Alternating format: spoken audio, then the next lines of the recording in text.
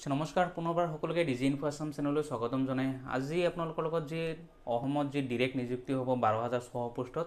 এই বিষয়ে কিছুমান ইম্পৰ্টেন্ট বিষয় কিছুমান আছে ইম্পৰ্টেন্ট বিষয় কেইটামান আলোচনা কৰিম আজি আপোনালোকৰ লগত তেতিয়া যাতে আপোনালোকে যেতিয়া এপ্লিকেশ্যন কৰিব যাতে আপোনালোকৰ এপ্লিকেশ্যন কোনো ভুল নহয় যাতে আপোনালোকৰ কোনো প্ৰবলেম নহয় এতিয়া আছে অসম ডাইৰেক্ট ৰিক্ৰুটমেণ্টত যে আছাম ডাইৰেক্ট ৰিক্ৰুটমেণ্ট 2023 ত টোটেল পোষ্ট হৈছে 12600 এতিয়া 12600 পোষ্টত আপোনালোকে আবেদন কৰিব লাগিব কিন্তু 12600 পোষ্টত অনজাই খালি আবেদন কৰিলে আপোনালোকে যে চাকৰি পাই যাব তেনেকুৱা নহয় ইয়াত বহুতখিনি কন্ডিশন আছে এই কন্ডিশনখিনি আপোনালোকে জানিব লাগিব যে তেতিয়াহে আপোনালোকে গম পাব যে 12600 যি পোষ্ট আছে 12600 পোষ্টত আপোনালোকে কেনেকৈ আবেদন কৰিব লাগিব কোনটো আপোনালোকে আবেদন কৰিব পাৰিব বা কি কি পদ আছে আজি মই সকলো ডিটেইলছখিনি আপোনালোকক এই বিষয়ে আজি ডিসকাস কৰিম আপোনালোকৰ লগত সো আপোনালোকে ভিডিওটো ভালকৈ চাব তাৰ লগতে আপোনালোকে চেনেলটো সাবস্ক্ৰাইব কৰি ভিডিওটো লাইক আৰু শেয়াৰ কৰিব এতিয়া চাওক প্ৰথম 12600 পোষ্টটো হৈছে থাৰ্ড গ্ৰেড আৰু অবলিক ফোৰ্থ গ্ৰেডৰ চাকৰি টোটেল 12600 পোষ্টটো হৈছে থাৰ্ড গ্ৰেড আৰু ফোৰ্থ গ্ৰেড এতিয়া থাৰ্ড গ্ৰেড আৰু ফোৰ্থ গ্ৰেডত আপোনালোকে যেতিয়া আবেদন কৰিব ইয়াত কিমান চাকৰি আছে এতিয়া চাওক থাৰ্ড গ্ৰেডৰ যেটো হৈছে থাৰ্ড গ্ৰেডৰ টোটেল পোষ্ট হৈছে 7600 এই 7600 পোষ্টত এতিয়া আপোনালোকে আবেদন কৰিব পাৰিব এতিয়া 7600 পোষ্টত যেতিয়া আপোনালোকে আবেদন কৰিব ইয়াত কেটেগৰি ওয়াইজত আপোনালোকে আবেদন কৰিব পাৰিব এতিয়া সব যি এইবাৰ যেটো সিস্টেম কৰিছে সব কেটেগৰি ওয়াইজ কৰিছে আপোনালোকে প্ৰথম কেটেগৰিত আপোনালোকে চাব লাগিব যে ফাৰ্স্ট কেটেগৰিত হৈছে গ্ৰেজুৱেচন অবলিক বা বিএ যি সকল গ্ৰেজুৱেচন কৰিছে বা বিএ কৰিছে তেওঁলোকে প্ৰথম যেটো আছে ফাৰ্স্ট কেটেগৰি আপোনালোকে এই ফাৰ্স্ট কেটেগৰিত আবেদন কৰিব পাৰিব তে ফাৰ্স্ট কেটেগৰিত পোষ্ট হৈছে টোটেল 4055টা যি সকলে গ্ৰেজুৱেচন কৰিছে তেওঁলোকে 4055টা পোষ্টত আবেদন কৰিব পাৰিব গতিকে সো আপোনালোকে যেতিয়া আবেদন কৰিব এইখিনি আপোনালোকে ভালকে মাইন্ড কৰি পেলাই আপোনালোকে আবেদন কৰিব যাতে আপোনালোকৰ এপ্লিকেশ্যন ৰিজেক্ট নহয় কিন্তু ইয়াত এটা কন্ডিশন আপোনালোকে চাব লাগিব যদি আপোনালোকে গ্ৰেজুৱেচন কৰিছে আপোনালোকে থাৰ্ড গ্ৰেড বা আপোনালোকে ফোৰ্থ গ্ৰেডত বা ড্ৰাইভাৰ পোষ্টত তেনেকুৱা আছে আপোনালোকে তাতে আবেদন কৰিব নোৱাৰিব তাত যদি আবেদন কৰে তেতিয়ালে আপোনালোকৰ এপ্লিকেশ্যনটো অলৰেডি ৰিজেক্ট হৈ যাব অলৰেডি ডাইৰেক্ট ৰিজেক্ট হ'ব আপোনাৰ যি কোৱালিফিকেশন আছে সেই কোৱালিফিকেশনৰ ওপৰতহে আপোনালোকে যাতে আবেদন কৰে যাতে আপোনালোকৰ কোনো যেতিয়া এপ্লিকেশ্যন কৰিব তেতিয়া যাতে আপোনালোকৰ এপ্লিকেশ্যন ৰিজেক্ট নহয় এটা সব বিএ যেতিয়া গ্ৰেজুৱেচন কৰিছে গ্ৰেজুৱেচনৰ লগতে তো কম্পিউটাৰ সাৰ্টিফিকেট যদি কম্পিউটাৰ সাৰ্টিফিকেট আছে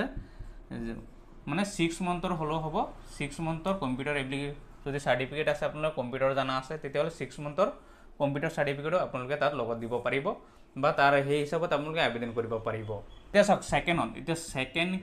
কেটেগৰি যেটো সেকেন্ড আছে সেকেন্ড হৈছে 12 পাস তে যি সকল 12 পাস ষ্টুডেন্ট আছে তেওঁলোকৰ পোষ্ট হৈছে 3127টা এই 3100 পোষ্টত যি সকল ষ্টুডেন্ট আছে যি সকলে মেট্ৰিক হায়াৰ সেকেন্ডাৰী পাস কৰিছে তেওঁলোকে আবেদন কৰিব পাৰিব এতি ইয়াত সব আৰ্টস অবলিক সায়েন্স যি সকল সায়েন্সৰ ষ্টুডেন্ট আছে তেওঁলোকে আবেদন কৰিব পাৰিব 3127টা যেটো পোষ্ট আছে 3127টা পোষ্টত আৰ্টসত ষ্টুডেন্ট আছে বা সায়েন্সৰ ষ্টুডেন্ট আছে তেওঁলোকে আবেদন কৰিব পাৰিব এতি হৈছে থাৰ্ড কেটেগৰি যেটো আছে থাৰ্ড কেটেগৰি টোটেল পোষ্ট হৈছে থাৰ্ড কেটেগৰি হৈছে HSLC যি সকল HSLC কৰি আছে তেওঁলোকৰ কাৰণে তেওঁলোকৰ টোটেল পোষ্ট হৈছে 418টা এই 418টা পোষ্টত আবেদন কৰিব পাৰিব এতিয়া 418টা পোষ্টত হৈছে যি সকল যদি ড্ৰাইভিং আছে তেওঁলোকৰ যি সকল ড্ৰাইভিং আছে তেওঁলোকে আবেদন কৰিব পাৰিব তেওঁলোকৰ ড্ৰাইভিং LMB ড্ৰাইভিং তেওঁলোকৰ লাগিব LMB যদি ড্ৰাইভিং আছে তেওঁলোকে এই যি সকল HSLC পাস কৰা ষ্টুডেন্ট আছে তেওঁলোকে 418টা পোষ্টত আবেদন কৰিব পাৰিব তেওঁলোকে ড্ৰাইভিং লাইসেন্স লাগিব যি সকল ড্ৰাইভিং লাইসেন্স আছে তেওঁলোকে এই 418টা পোষ্টত আবেদন কৰিব পাৰিব গ্ৰেড 4 ৰ টোটেল পোষ্ট হৈছে 5000 এই 5000 পোষ্টৰ ফাৰ্স্ট কেটেগৰি হৈছে গ্ৰেড 4 এই গ্ৰেড 4 ৰ টোটেল পোষ্ট হৈছে গ্ৰেড 4 ৰ টোটেল পোষ্ট দিছে 1950টা গ্ৰেড 4 ত ইয়াত আপুনি কোনো সিলেক্ট কৰিব নালাগে হায়াৰ সেকেন্ডাৰী পাস হওক বা মেট্ৰিক পাস হওক যি ষ্টুডেন্ট আছে ডাইৰেক্ট আবেদন কৰিব তেওঁলোকৰ গ্ৰেড 4 সিলেক্ট কৰি পেলাই ডাইৰেক্ট আবেদন কৰিব পাৰিব 1950টা পোষ্ট সেকেন্ড কেটেগৰি যেটো আছে সেকেন্ড কেটেগৰি হৈছে HSLC যি সকল ষ্টুডেন্ট আছে HSLC ষ্টুডেন্ট যি সকল আছে তেওঁলোকৰ টোটেল পোষ্ট হৈছে 1060টা পোষ্ট 1060টা পোষ্টত তেওঁলোকে আবেদন কৰিব পাৰে যি সকল HSLC কৰা আছে খালি মেট্ৰিক পাছ হ'লেই হ'ল যদি মেট্ৰিক পাছ আছে তেওঁলোকে ডাইৰেক্ট আবেদন কৰিব পাৰিব 1060টা পোষ্টত তাৰপিছত থাৰ্ড কেটেগৰী যিটো আছে থাৰ্ড কেটেগৰী হৈছে চাওক HSLC প্লাছ আপোনালোকৰ ITI যদি ITI কৰা ষ্টুডেণ্ট আছে তেওঁলোকৰ কাৰণে টোটেল পোষ্ট হৈছে 1990টা এই 1990টা পোষ্টত আবেদন কৰিব পাৰিব কিন্তু এই 1990টা যি টোটেল পোষ্ট আছে এই পোষ্টত যিসকল মেট্ৰিক পাছ কৰিছে বা ITI কৰি আছে যিসকল ITI কৰা আছে তেওঁলোকে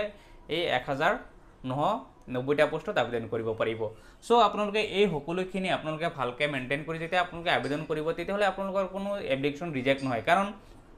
যি 12600 পোষ্ট দিছে গম পাইছে 12600ৰ ভিতৰত কেটেগৰী ওয়াইজ যি কেটেগৰী ওয়াইজ আছে এই কেটেগৰী ওয়াইজতহে আপোনালোকে আবেদন কৰিব পাৰিব যদি কেটেগৰী ওয়াইজত আপোনালোকে আবেদন নকৰে তেতিয়াহ'লে আপোনালোকৰ যি এপ্লিকেশ্যন কৰিব অলৰেডি গোটেই এপ্লিকেশ্যনখন ৰিজেক্ট মাৰি দিব কাৰণ আপোনালোকৰ যি কোৱালিফিকেশ্যন আছে সেই কোৱালিফিকেশ্যনৰ ওপৰত ডিপেণ্ড কৰি আপোনালোকে আবেদন কৰিব যাতে আপোনালোকৰ এপ্লিকেশ্যন ৰিজেক্ট নহয় সো যদি আপোনালোকৰ আৰু কিবা জানিব লাগে আপোনালোকে কমেণ্ট কৰিব নিশ্চয় মই বাকীখিনি আপোনালোকক জনাবলৈ চেষ্টা কৰিম